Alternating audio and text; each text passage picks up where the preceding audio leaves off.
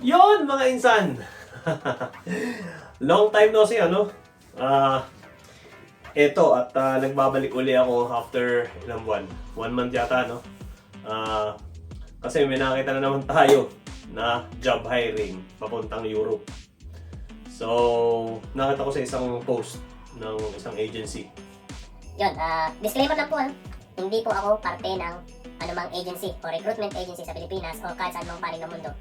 Ako naman po ay isang empleyado rin ng isang kumpanya na nagbibigay ng impormasyon o trader driver din na nagbibigay ng impormasyon sa inyo kung saan pwedeng mag-apply ng trabaho abroad na medyo mas malaki ang kita. So simulan na natin pagkatapos ng intro ko. Mga insan, ano? So, punta tayo sa Facebook kasi dito natin nakita yung job hiring. So, punta tayo sa search engine. Yun, na-search ko na kaya narito na. Ito, Placewell International Services Corporation. So, i-click na lang natin yun. Pero i-type nyo na sa, sa search. I-type nyo. Ito, Placewell International Services Corporation. So, noong September 11, Thursday yata ito, last week. September 11, ito. Yan. Hiring sila sa Lithuania. Marami nga ng hiring sa Lithuania, no? Ito, tatlong tawag ito, employer. Isa sa UAB Transfera, UAB Gruber, at UAB Fortotrans. So yun, siyempre hiring sila ng international freight vehicle drivers. So yun, ang list of requirements nila na kailangan, yung initial requirements na kailangan, initial documents na kailangan nila is siyempre valid passport, valid NBI, valid license. So ito yung valid C plus E. Ito yung kung sa panahon ko, matanda na ako. Panahon ko, meron kang 3 saka 8. Okay? Meron din itong employment certificate na na-issue between 2022 up to 2025. So, 3 years, ano?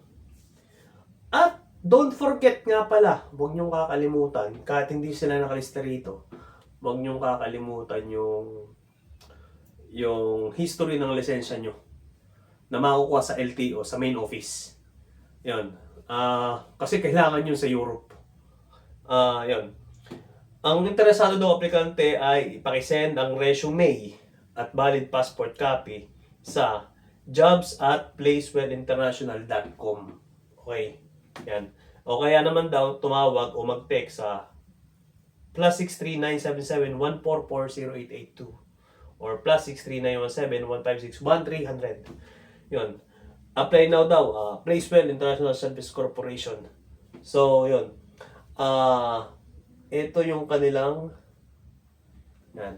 Ito yung job post na ginawa nila, no.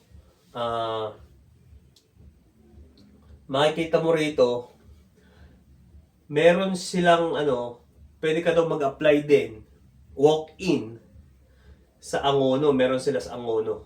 Sa Bacolod, sa Cebu, Sampa. Sa Iloilo, Zamboanga, Tuguegarao, General Santos, Bicol, Katiklan, Butuan, Davao, Coronadal, at Pampanga, saka Zamboanga. Yon.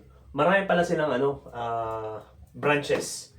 So, pinaka-main office nito is sa 6488 Medina Street, Barangay Pio del Pilar, Makati City. So, sa Makati,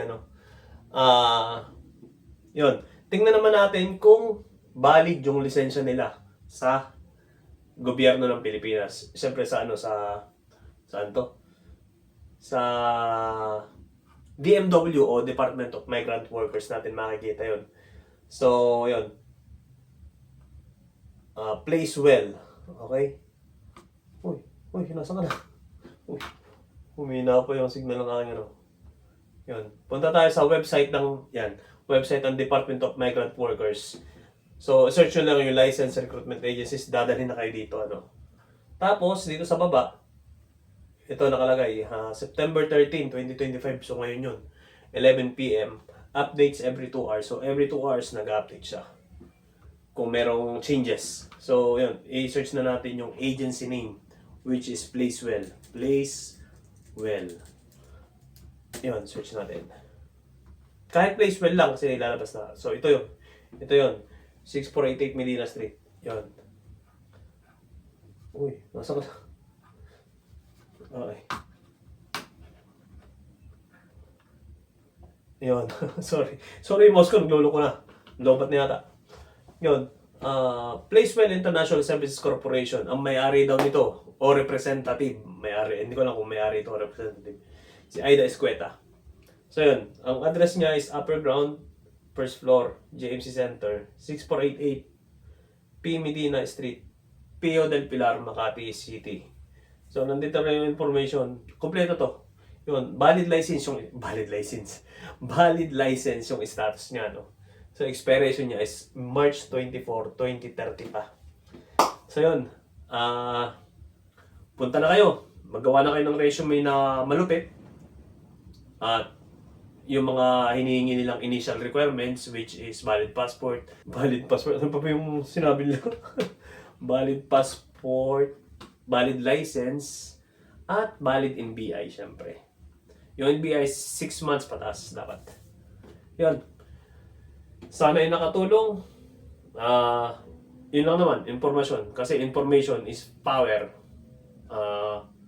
Pag kasi hindi natin alam yung information, wala tayong knowledge para mag-gather ng mga dapat gawin o dapat malaman sa isang kumpanya. Kayo na lang mag-search kung saan itong UAB program yung mga empleyado, yung mga employer na ipinost. Ano? Okay guys, hanggang dito na lang. Salamat mga insan sa panonood nyo. I appreciate it. See you next vlog.